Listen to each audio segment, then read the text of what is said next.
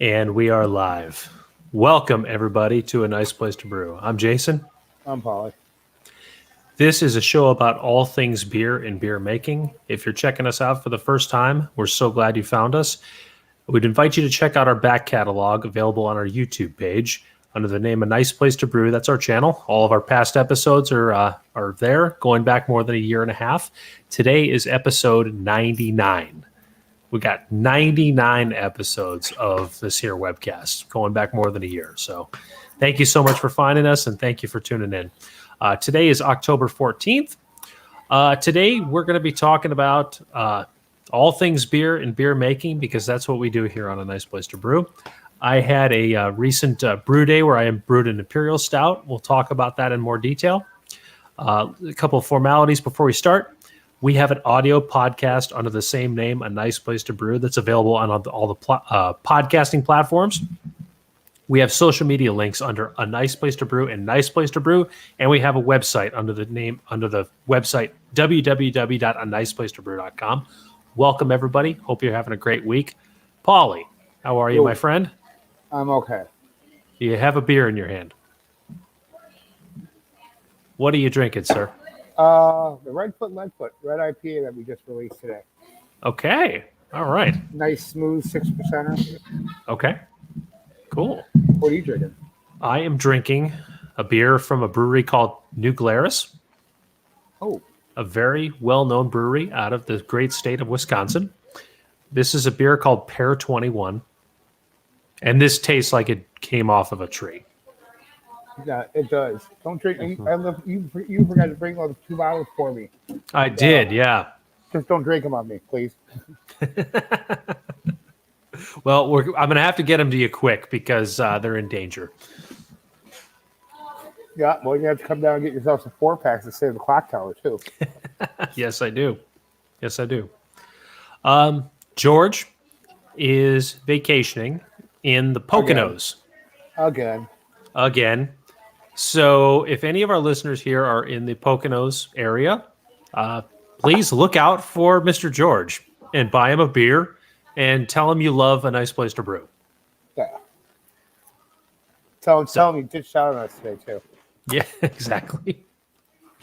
Anyways, we hope he's having a good time. Hope he's having a safe drive. It is not a short drive there. So, all right. Pauly is fortunately not the only one brewing among the ranks here at A Nice Place to Brew, which, of course, you made known this past week. Yeah. So, man. How did your brew day go? Not bad. Any of this? Yeah, I had a bad mash. Yeah, I know that feeling today. Yeah. I had the same thing happen to me today. Stuck mash, stuck sparge, stuck freaking plate chiller, you name it. I had. Oh my God! Okay, you did have everything. Everything went wrong. Okay, everything went wrong. What time did you get to the brewery today? 9 o'clock. I'm not even done. I still gotta pitch the yeast. I gotta mop. I gotta clean up still. The place looks atrocious right now. So is the beer fully transferred? Yeah, it's in the tank. Okay. Did you disconnect the plate chiller and all the hoses? All that stuff's done. Okay. I just got a mop and paperwork. I got a delivery today, so I got to put some stuff away and put my tools away. What you do after brew day. Yeah. Okay. Basic after brew day. Yeah. So I wasn't planning to talk about this, but it seems appropriate. So let's give some advice to homebrewers out there that have, I would say, not sophisticated homebrewing setups that are trying to make higher gravity beers. So I did that this past weekend with some mixed results. So, all right, what'd you do? At a high level, this was a imperial stout. I was aiming for an original gravity of 1094.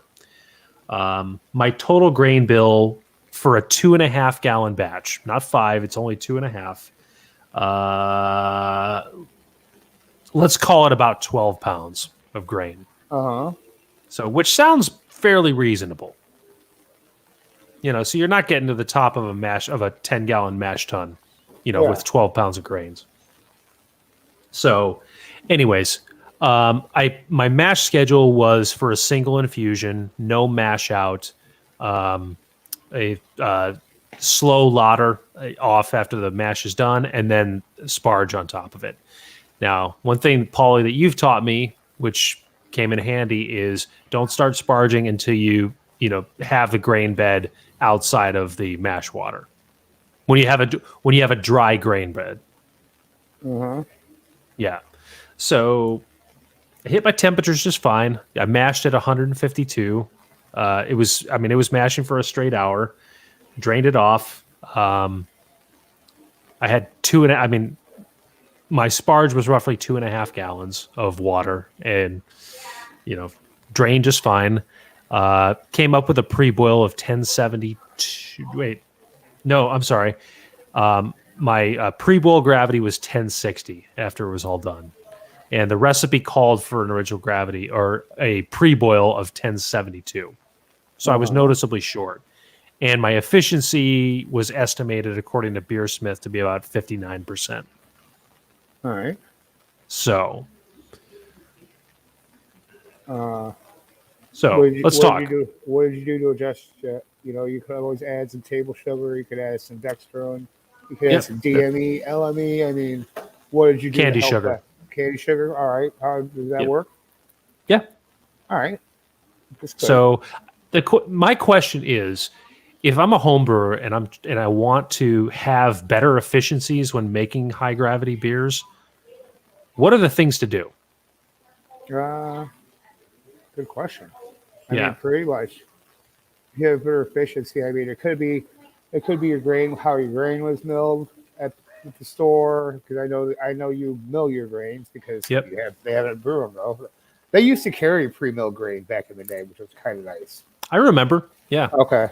I mean, a lot of it has to do with mill your grain. I mean, what the water temperature. I mean, I've always heard like if you mash at lower temperatures, you get better efficiency and higher gravity beer. That's my experience. Yeah. Like, I don't know, I'm usually in the high 40s, 140s, and I usually do pretty good. I mean, and then I guess the best way to do it would just be, if you get a stuck mash, that doesn't help. Stuck sparges, that don't help. I mean, that's the beautiful thing. If your efficiency's off, you can always add. You can always add to it. Yeah. You can always help. You can always adjust it. That's a good thing about that. That's a good piece of advice. Always have some DME nearby, some candy sugar. They have flavored syrup. I shouldn't say flavored, but they have different Lovabond syrups.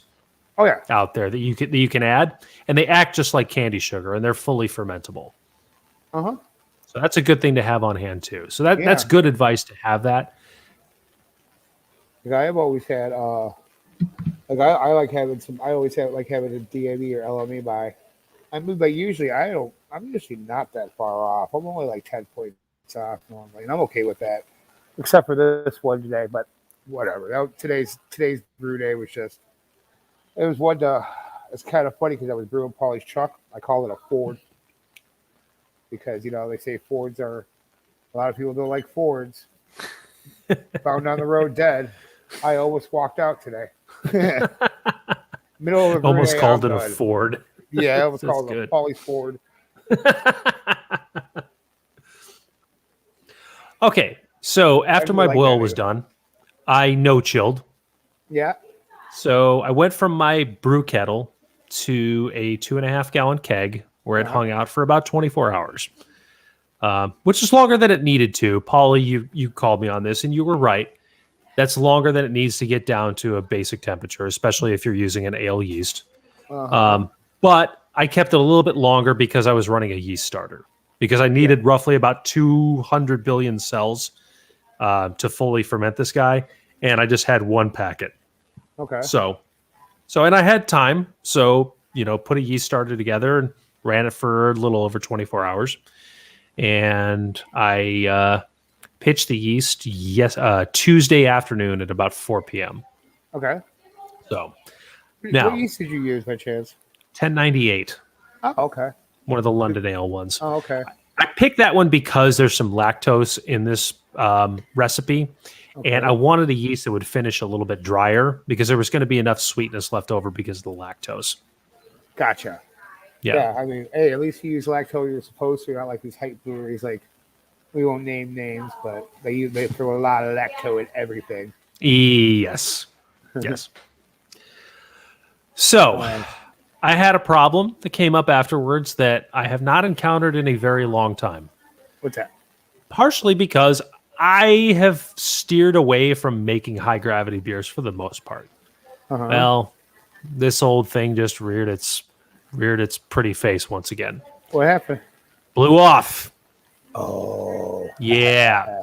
So, knowing full well that this was going to ferment aggressively, I put on one of those orange caps that has two different outlets, and they're both capped off.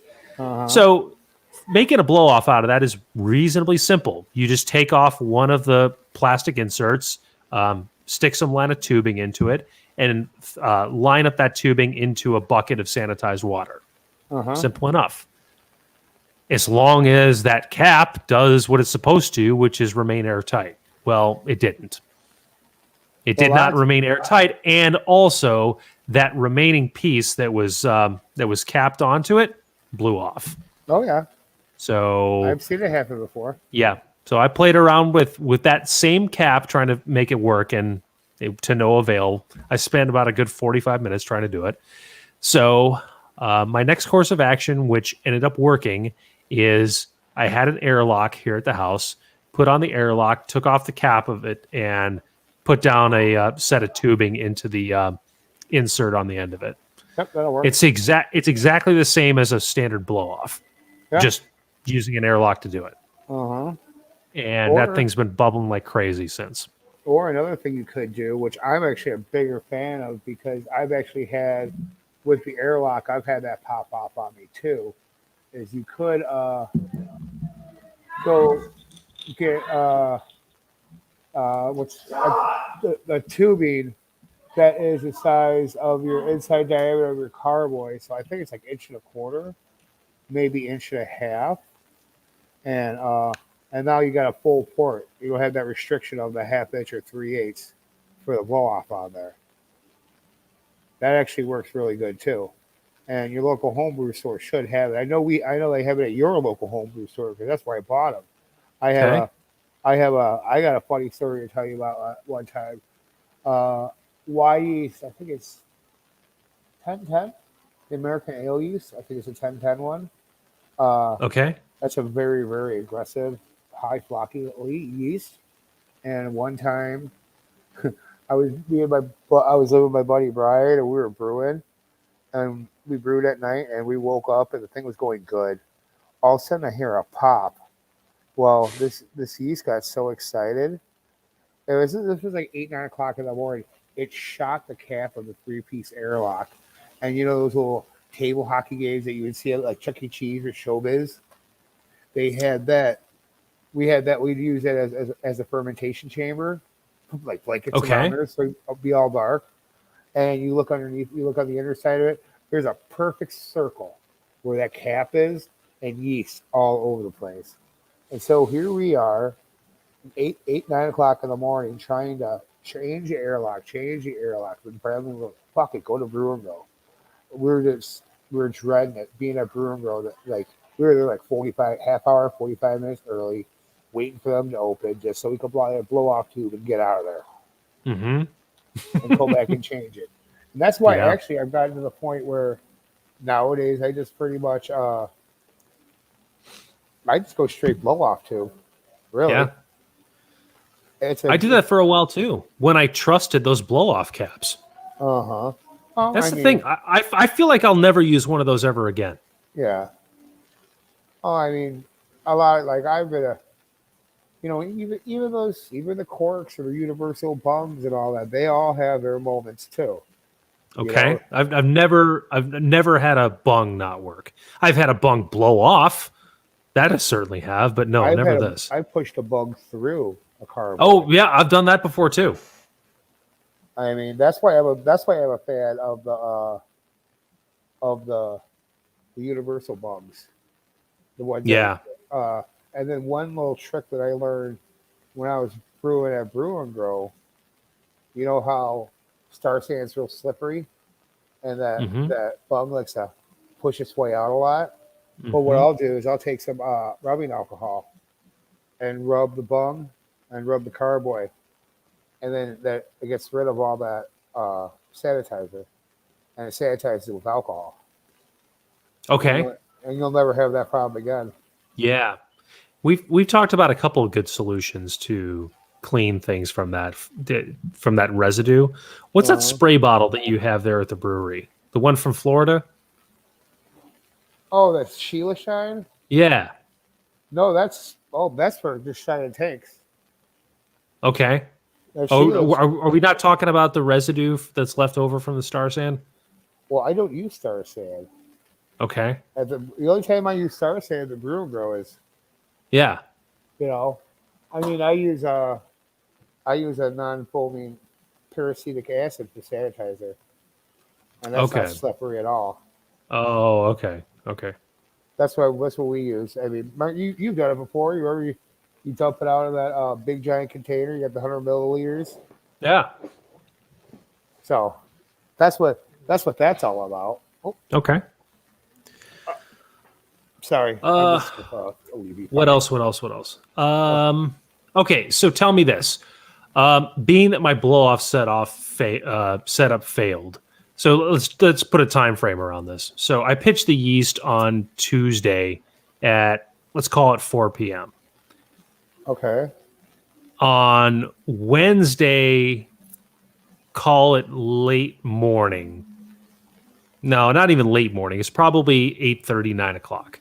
Okay. I went out to the fermenting chamber, opened it up, and saw that the airlock failed. Yeah. So it took me maybe 45 minutes to solve it. So how much danger am I in of my beer over oxidizing and just being fucked? Okay. So the beautiful thing about that is, especially when you're in, especially in active fermentation, like you were in what they call high corrosion. Mm-hmm. That's pushing all that CO2 out all that time. So it's Mm-hmm. not sucking anything in. So you're at a very low risk of oxidizing Okay. anything. That makes me feel very good. Okay. So it's really post primary where the oxidation factor is really pronounced. Yep. What's pretty much once fermentation stops Yeah. and you're no longer pushing. Yeah. Okay. That makes me feel very good. Yeah, you should be fine. Yeah. Don't quote me on it, but you should be fine. Okay. uh, Good. I Good mean, enough. I've had that happen. I remember one time I had the same thing. Thank you, Angie. I had the same thing happen to me. Yep. I had the same thing happen to me at home. I heard the thing. I heard the airlock blow when I was sleeping, and all of a sudden I hear a pop. I'm like, "What was that?" Because I heard the chug, chug, chug, chug, and all of a sudden I heard a pop. All of a sudden I go in because I use a closet in my bedroom for like a fermentation chamber, Yeah. and there was yeast all over the wall, bung laying on the floor. It was just nasty, gross. And there's nothing you could do at 2 a.m. but button it back up and wake up and deal with it in the morning. Mm-hmm. There's nothing you could do with it then.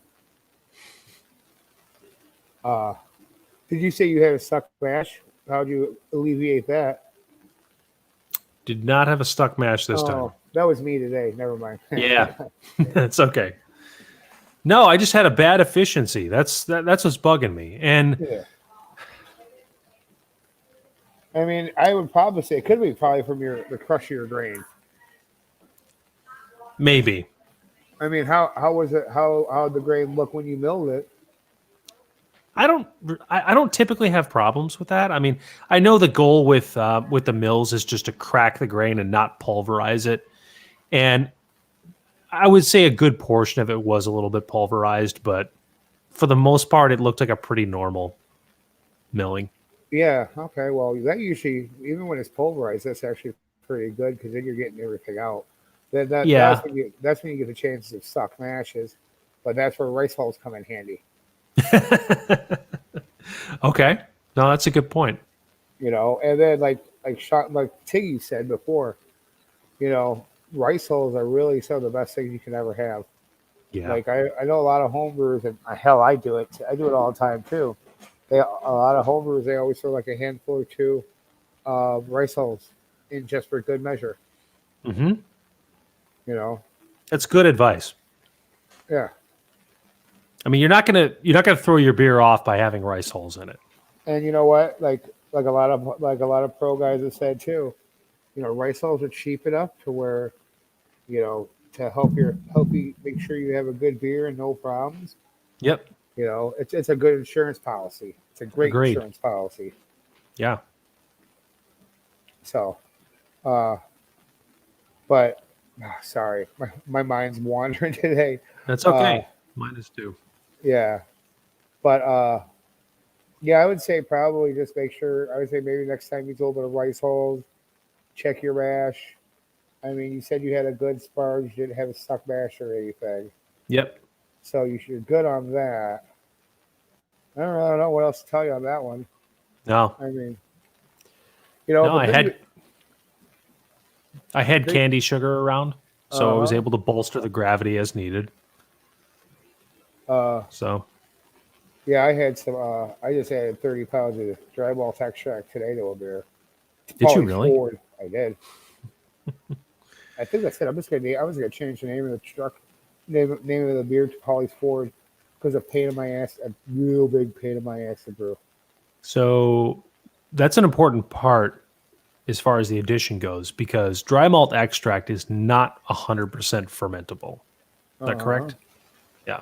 well, I don't see why not. I mean, because when you look at how they make dry malt and liquid malt extract, I mean, home brewers do it all the time. Because like when you look at what they make, I was bored one day at Brew and Grow, and I actually Googled how they make extract.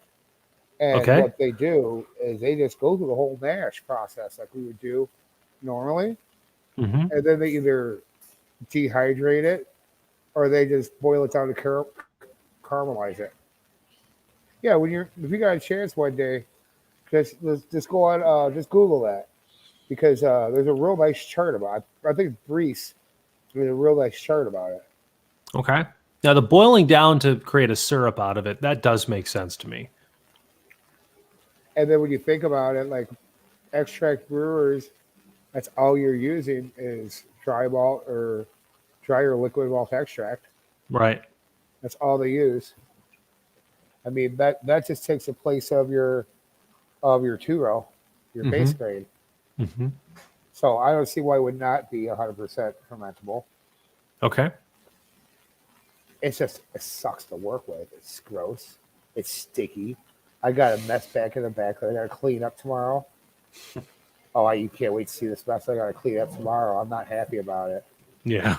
You know how we always talk about like cleaning? Yeah, I'm gonna be here all day cleaning all day. That's all you're doing is cleaning. Uh huh. Yeah. I still got it before I leave tonight. I gotta pitch the yeast in the Ford, and then I got a double dry hop hazy that's coming out next week. Okay. So we're plugging away at it. Yeah. All we could do. What else is in the fermenters right now? I have hazy IPA. Get this, you're gonna love this, Jason. Got a hazy. I got an IPA. I got a Maibach, and another hazy.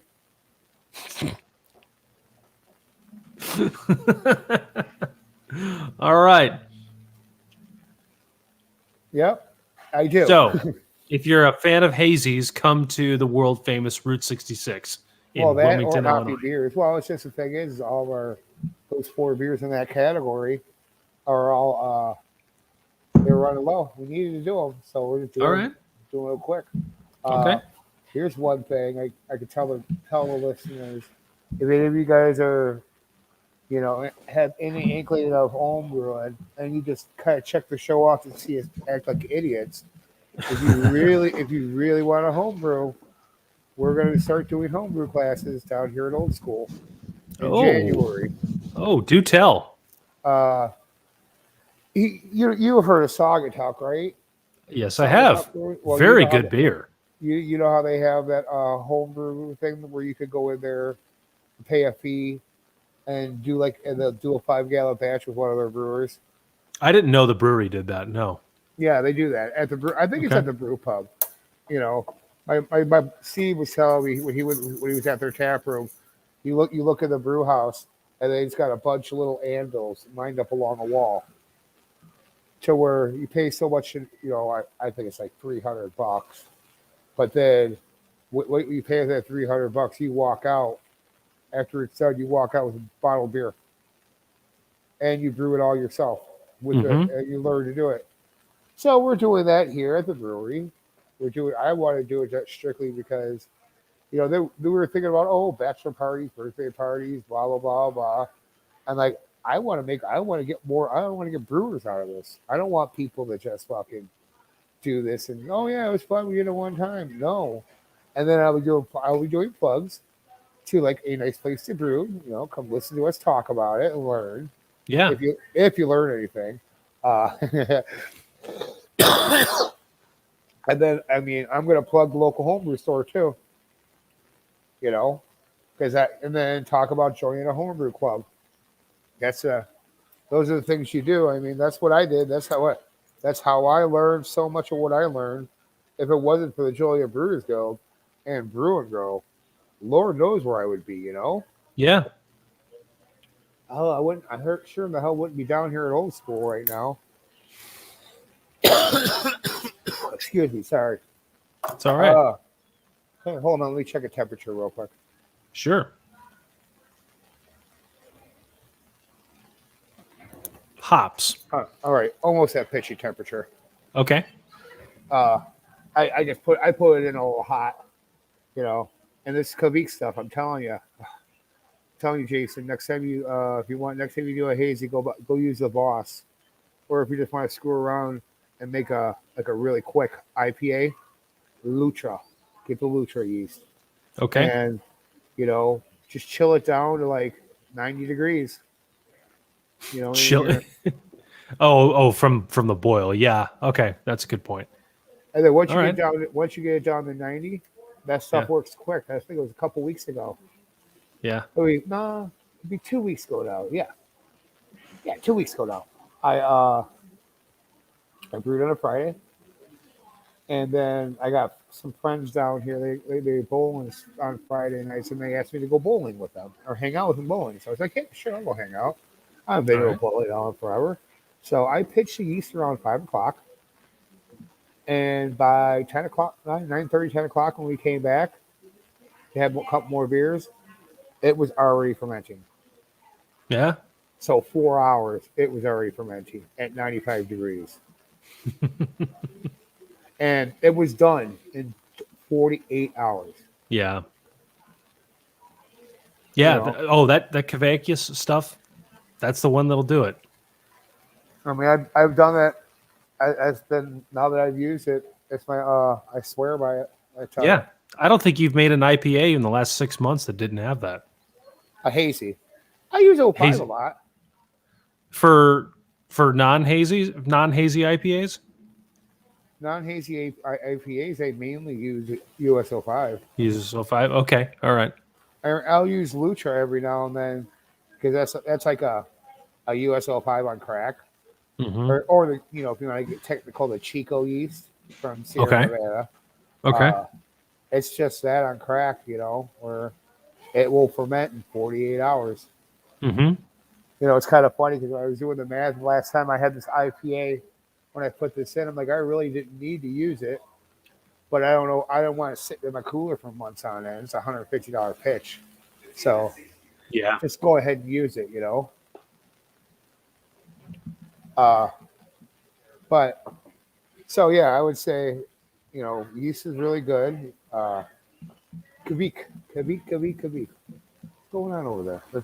I'm hearing my bartender and patron talking about something. Hey, Huh? I'm hearing stories about people using Kvik yeast for different varieties of beer now. It's not just a hazy yeast anymore. No. I mean, they're using it like that Lutra. That Lutra is clean. It's good for using it for anything, to be honest with you. I mean, it's just like a Look good, that up, clean. Lutra. What was that? Oh, look what something fell out of my cabinet. Okay. Oops, I gotta pick that. Another thing I gotta pick up later. Tell you, I got a lot of stuff to clean up tomorrow. Shockingly clean with unrivaled speed when pitched at 90 degrees Fahrenheit. There you go. Even more neutral and refreshing pseudo lager at its lower temperatures without the lead time of a traditional lager yeast. Wow. Yeah. I was thinking about doing a pseudo lager with it one day. Yeah. Did you? Wow. What did you think of the Marzen? Oh, you tried it already, didn't you? The Oktoberfest. Yes, I did. It was. We tried it when we were setting up for the Oktoberfest event. Yeah, that's when it was. Yeah, that's right. Yep. And I think it was poured out of the Zwickel, wasn't it? No. Or was that maybe poured out of a keg? I can't remember. That was poured on tap. Okay. Yes, you're right. You're right. It was. My take on it is it was a very different beer than the competition beer, but it was still a straight on Marzen. Very presentable, and I enjoyed it. Yeah, well, it was kind of one of those things. I didn't want to change it up on him, but I was having fun with it, and I gave him the option. I just gave him the option to do it. Yeah. And it was his choice. Either do it or don't do it. You know what I was thinking here? I think what I'm going to do next, I'm going to have to invest in some of those wireless earbuds. Okay. Days like today, I could be cleaning and still talking to you guys. Okay. I think that's a good idea. I'm going to have to look. I think it's awesome. Yeah, because I can still be working. I just feel that I'm sitting here. I'm looking at my desk. I see. You're just seeing all that there is still to do. Yeah. Not a good feeling. I understand. No. It's just you know how I am, Jason. I'm one of those. I can't relax until I know everything's done. I don't think you're alone at all. I certainly am that way, and I believe George is too. Yeah, I would like to know how George's brew day, you fucking slacker. Yeah, exactly. He's too cool to talk with us. Yeah, I know. Oh, yeah. And then you know what? I'll tell you another boo-boo I did today. I deserve this one. So I had to jump a keg for an account that we have. Mm-hmm. And so I was doing that, and as long as I'm doing everything, I forgot about that. I had about 3 gallons of beer all on the floor of my walk-in. What happened? I was jumping a keg and walked away and forgot about it. Oh. Oof. Yeah. That's a tough one to swallow. Oh, well. Good times. Yeah. Good times. I mean, Jason, tell me what you think. What do you think of the color of that? That's got a nice little red tint to it, don't you think? It does. Yeah. So this beer right here, it's funny because this beer right here was, one of the local JBG members, Brian Mazeka. He was my original homebrew partner. You know, I'm gonna try something. Uh-oh. Pauly's going on mute. What is going on? I didn't mean to go on mute. I'm just gonna. Can you hear me over here? Yes. All right. I'm just gonna do this stuff and talk while we're at it because this is driving me crazy, Jason. So, this beer was a beer that I did with Brian Mazeka from the Joliet Brewers Guild, and this beer this beer was one of those things that it eluded us for years. I mean, we could not. Every time we made this beer, it'd come out brown. So it would be, we'd be like, every time we'd hold off by naming it, be like, it's a brown. 1, 2, 3. I think we stopped at 7. and but I think it was just because we were over hopping it. I think that was the problem. So, like when we actually looked at the homebrew book when we developed this recipe too. So hey, I feel so much better. Thank you, Jason. No problem. Thanks for still talking. Yeah, I just wasn't sure. I mean, it ain't that bad. I don't think Angie and Josh will mind too much. They're not yelling at me yet. Because I don't know. I got a question. Those wireless earbuds. How far away can you get away from like your computer or something? 15, 20 feet, I think. Okay, before it starts breaking up? I think so, yeah. Okay. Like, I know the furthest distances I've gone have been at my gym, and I've accidentally left my phone behind, and magically my earbuds just stay with it until, I think 15, 20 feet is a pretty good estimate. Oh, okay. Well, that's good to know, because I could play that game next time. Yeah. How expensive are those earbuds, you know? They vary a lot. Yeah. Yeah, you can go cheap or you can spend a whole lot of money. I can look it up and I can tell you how much I paid for the ones I have. But is it one of those you get what you paid for type situations? Yes. So, yeah, that's a product I would not go too cheap on. Okay, go cheap out. Yep. I mean, I have no problem with that, you know. Sure. I'm a big believer of you get what you pay for, you know. Yes. I'm a huge believer of that because it's come back to bite me a million times. You know? Yeah, I can say that too. Oh man. Get in there. All right. Woohoo! I'm getting done. Don't do it bad. So when's your next brew day? Oh, you said you're not brewing until next month again, right? Yeah, and I'm making a Vienna Lager. Ooh. Yep. Oh, I didn't want to throw that away. Well, so what kind of yeast do you use? I don't know. I haven't built the recipe yet. So this is one I think that is going to age well over time, and it's going to be a good beer just to have on hand throughout the cold months and into the springtime if it lasts that long. Oh yeah, for sure. And let's not forget that a certain competition comes up every March. What's that? Oh, It'll be good for that. The March competition's only for it's not lagers, it's for what do you call it? It's for everything. Irish beer. Oh, I'm not talking about JBG competitions. I'm talking about the regional one. Oh, Charlie. Thank you. Or the other one that's the same month. But wait, what was that thing that I saw with Joe Orr going on? Is that just the fall Joe Orr because they do it in the spring? Yeah, it got rescheduled earlier this year till now, and I totally forgot about it. So I need to read up on the details. Oh yeah, because I heard about I heard like Kyle or someone say something about it. I was just so confused. But yeah, to be honest with you, ever since I started doing this, I just haven't really been paying attention to it. No, I get it. You got a brewery to run. I know, right? I got other competitions to worry about, like GABF. I didn't tell you. Have you ever heard of Hazy Cup, Jason?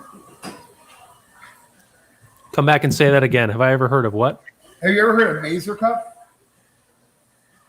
Refresh my memory. Mazer Cup is a mead competition. Oh yes, we've talked about that. Guess what's on en route to Mazer Cup right now? That would be your sour. Your fruit edition, fruit sour. Yeah. I'm kind of. Hold on. I'm kind of fuck. What's up? That was a good moment. You were like, I'm kind of fuck. That's good. Sorry, it's one of those things. No, it's all right. Are we witnessing a live yeast pitch? Yes, we are. Whoa! Look at that. Okay. All you cute little home brewers with your little snack packs. You want to play with the big boys, you get stuff like this. Yeah. I would love to see like a 10-barrel pitch of this, how big that fucker is, you know? Oh, wow. Yeah, it would be. That'd be a lot of fun.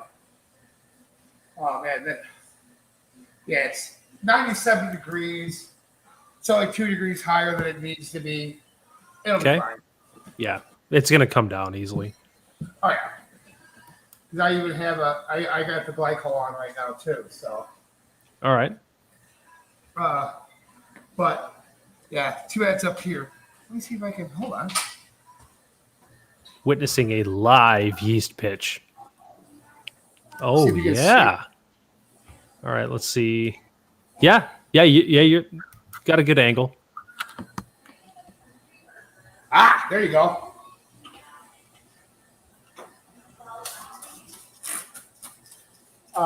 You keep talking. I mean, spray open. We're just taking it in. Uh-huh. Watch how he arches forward as he removes the tri-clamp. The handle comes off. Oh. Oh, we're getting a play-by-play again? We are getting a play-by-play. You really like to act like Hawk, don't you? Yes. I'm glad that old fucker's retired. Oh, I'm going to pretend I didn't hear that. He looks up. What he said about... And the yeast is now poured. Yes. What he said about Wrigley Field, I can say what the hell I want. Yes, he All did. Right. Fair enough. I mean, listen, he's entitled to his opinion about Wrigley Field. I will stand by that. And I will also say that I love Hawk Harrelson, and I miss him every game. Oh, I don't know. Was he ever a Cubs announcer? Like, it's just kind of funny how many Chicago sport announcers they announce whole teams like Harry Carey, Steve Sohn. Len Casper. I was going to say, wasn't Len Casper? I actually got to tell you, I got to meet Len Casper one day. Oh, yeah? Yeah, me and Doug met him. It was opening day, was it maybe 2014? It was opening day 2014. No, it was 2015. Opening day 2015, we got to meet him. Okay. So you guys went out to Wrigley and you met him? Yeah, because I was working. Okay. I was working in Chicago. Okay. I was actually working like. See, I feel a lot better now. That's cleaned up. That's cleaned up. This is off here. That's off here. That stuff can stay back. Okay, I feel better about myself. I just needed. I was half tempted to be like, "Hey, can we go like 20 minutes late, just so I could do what I had to do?"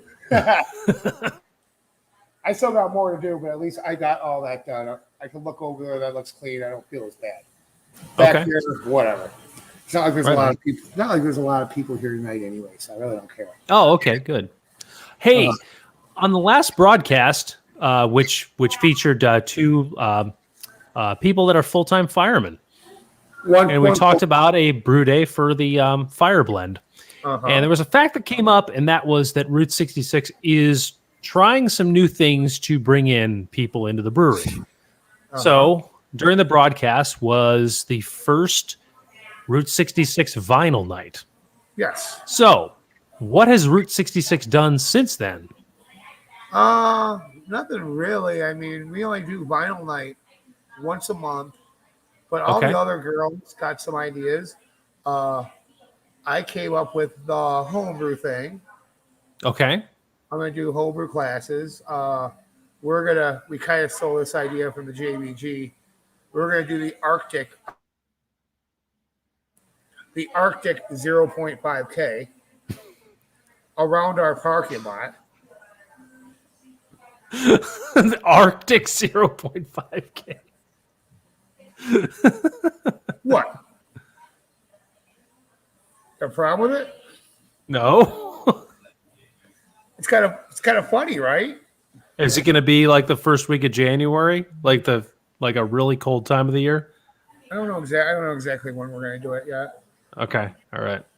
I'm not exactly sure what we're going to do. Oh, that reminds me. I got that to do tomorrow, too. Uh, I hope I have a cable now that I think about it. I noticed a smell coming from the other, like a smell of burning rubber. Okay. So, uh, and I just checked one of my cables, and one of my cables burned up. But those are normal elements, cables, those Okay. things go. So that's why I keep extras on hand. I think I got to go check and see if I have the extras in the office tomorrow. Okay. Nope. I was just checking to see if we had any comments. Uh, and then just got to change that out tomorrow, Okay. along with everything else that needs to get done in this brewery. Yeah. But whatever. It is what it is, Yeah. Uh, when you we haven't figured out that military brew day, so I'll let you know when that happens, so you can come down and give Okay. us a hand. Yeah. It sounds Please like do. we're going to get a decent amount of people there. We get a decent amount of customers coming in for that. Okay. Cool. And then, we talked about that the other day. Never mind. I was going to tell you the stuff that we learned from the fireman group, but we already talked about that. So never mind. But I don't know what else we got. That feels like about everything. I think so too. I hate that we didn't even make it an hour, but it doesn't help that we're both preoccupied right now too. Yeah, exactly. So let's wrap it up. Yeah. All right. Thank you so much for tuning in tonight. You can check out our back catalog on our YouTube page. Type in a nice place to brew. Look at our videos page, and you can see all 99 episodes of A Nice Place to Brew, plus a couple of smaller clips. We have an audio podcast under the same name, A Nice Place to Brew, that's available on the podcasting platforms. Our website is www.aniceplacetobrew.com, and our social media links are A Nice Place to Brew and Nice Place to Brew. We will be back next week with, drum roll, episode 100. Until that time, we raise a glass and we say, it takes a lot of good beer to make great beer. Cheers. Cheers, guys.